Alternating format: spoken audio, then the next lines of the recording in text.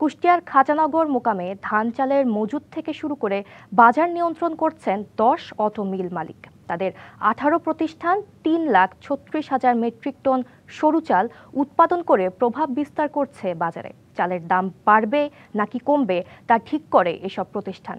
অবৈধ মজুদ, সিন্ডিকেট ও দাম বাড়িয়ে বছরে হাতিয়ে নিচ্ছে শত কোটি টাকা। খাদ্য বিভাগ ও প্রশাসনও জিম্মি তাদের কাছে।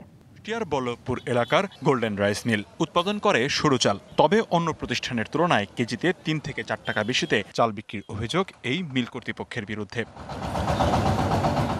2024 সালের শেষ দিকে গোল্ডেনের সরু চালের কেজি 82 টাকা পর্যন্ত বিক্রি হয়। সবশেষ ঈদুল আজহার পর ধানের দাম বৃদ্ধির অজুহাতে 6 থেকে 8 টাকা পর্যন্ত বাড়ানো হয় চালের দাম। গোয়েন্দা সংস্থা, খাদ্য বিভাগ ও বাজার তদারকি কর্মকর্তাদের প্রতিবেদনে এই বিষয়ে উঠে এলেও প্রতিষ্ঠানের কর্ণধার তা মানতে নারাজ। আমার থেকেও কিন্তু অনেক বেশি দামের চাউলও সারা বাংলাদেশের যদি চিন্তা করেন অন্য জেলায় আমার থেকেও প্রায় বস্তায় পার কেজিতে প্রায় 4-5 টাকা বেশি দামের চাউলও আছে মার্কেটে। একইভাবে বেশি দামে চাল বিক্রির অভিযোগ সুবর্ণা অ্যাগ্রোফুডের 3 প্রতিষ্ঠানের বিরুদ্ধে। একাধিকবার জরিমানা করা হলেও মালিক বলছেন আয় বেড়েছে দেশের মানুষের। চাল একটা বড় সাবজেক্ট না।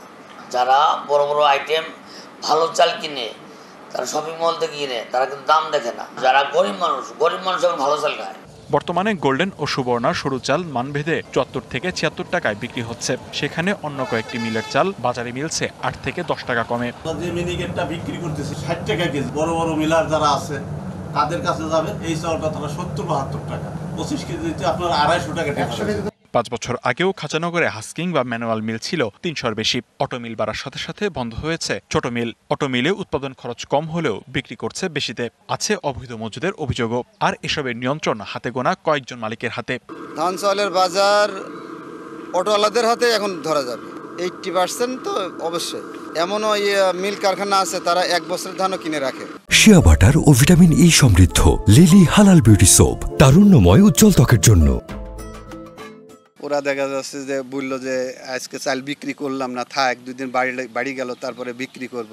আর আমাদের তো তা না, আমাদের অল্প পুঁজি, আমরা অল্প নিয়ে আসি, অল্পতে আমাদের বিক্রি করতে হয়। অটো মিল মালিকদের কারসাজির কথা উঠে এসেছে খুচরা ব্যবসায়ীদের কথাতেও। তারা একটু পরিচিতি কম, তাদের তো একটু কম। 100 টাকা বস্তায়, 125 টাকা, মানে 5 থেকে 6 টাকা কেজিতে ঠকছে। তো অবশ্যই দাম কম হলে তো সবার জন্য সুবিধা হয়।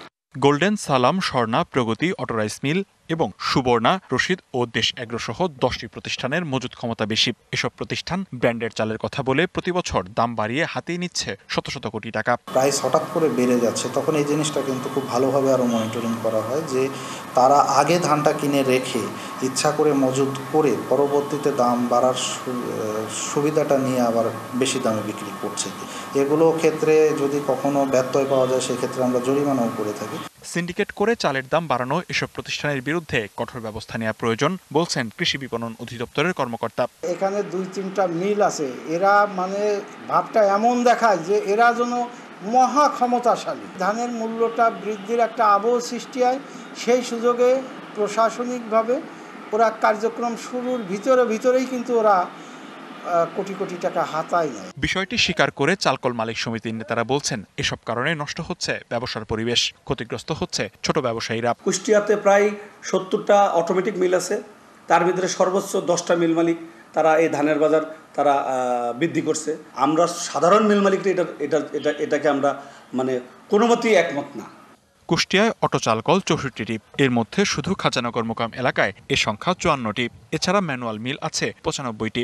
সরকারি হিসেবে বছরে এসব মিলে চাল উৎপাদন হচ্ছে প্রায় 12 লাখ মেট্রিক টন, যার বেশিরভাগ সরু চাল। DBC news desk.